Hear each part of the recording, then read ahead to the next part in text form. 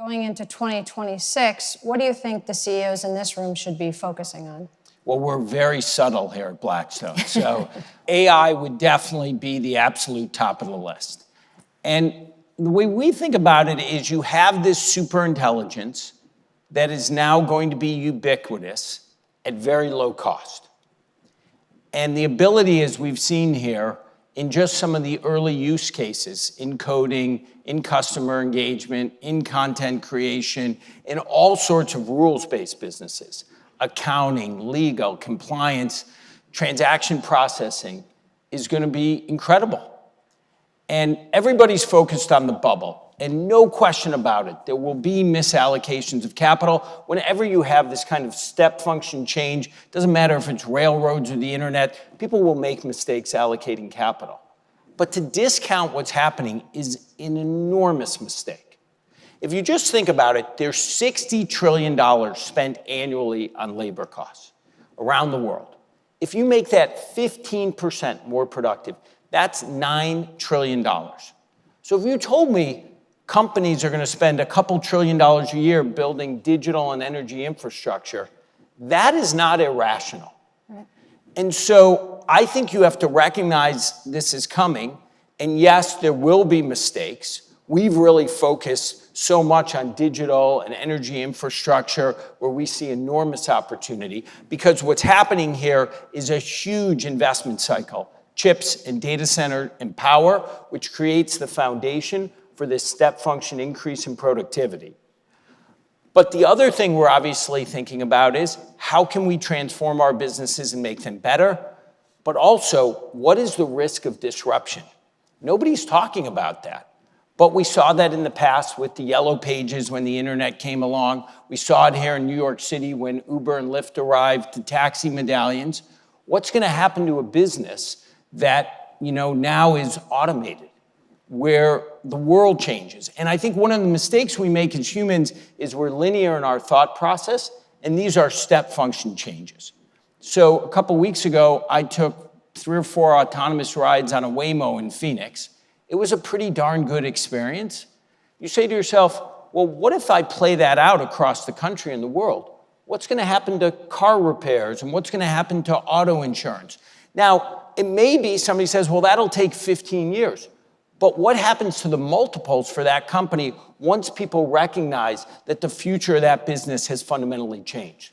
So as investors, we have to be thinking about the change. You all running your businesses have to be thinking about the opportunities, but also this risk of disruption, because this is coming fast. So this is definitely the main thing. So you're out with companies all the time, both companies that are in this room, other companies. What mindset or quality do the teams that are winning bring to the equation? Well, I think one, they have a fierce will to win. There's just an unbelievable drive at the companies that tend to have the greatest success. Mm-hmm. And there's probably a pretty significant paranoia. I laugh that if you went to our board meetings, you would think we're a completely failing enterprise. I mean, the conversation is not success theater. It's, we're missing this market, this competitor's doing this, we haven't performed in this area. And when you bring this kind of mindset that you're always at base camp, you're always looking up, we're not great at it, but you do want to obviously celebrate the wins when we do a great investment or we build a business. But there is a sort of relentless quality, I think. And I think today it's more important than ever because we're talking about change that maybe has never happened in human history that we're embarking on. And so if you just sit around and say, oh, my business is great, I'm totally fine, I think that's not the right thing. It is that constant pushing, constant questioning. It's very demanding, but it makes it exciting too. We're celebrating 40 years this week, which is a huge deal. Can you give us just a sense of how you think about that and contextualize it, especially in light of some of the comments about how far we've come? Yeah, I mean, look, and Steve can obviously talk about this later. I think it's amazing that a place that started with $400,000 and a dream could become a company that manages $1.25 trillion and has a nearly $200 billion market cap. But I think it speaks to just real consistency of the core values of the place.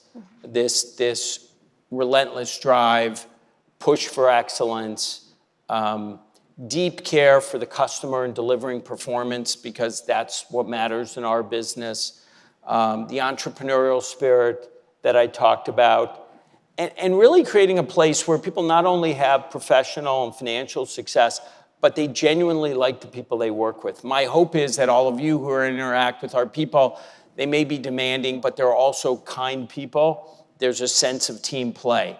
And that does seem to run through the building. So I think there's really a through line where I've been at the firm now 33 plus years, where it feels remarkably similar in a way as a small business where people hold on to it really tightly and people are super responsive to one another. And as I think about the next 40 years and we grow, that's what we want. We don't want to become a bureaucracy. We don't want to be stuck in any way. We want people to work together towards a common goal. And we try to stay as connected as possible. It's why we do BXTV every week. It's why we're constantly meeting, emailing one another. We want to have a place where people are genuinely connected and a place where people genuinely care about one another.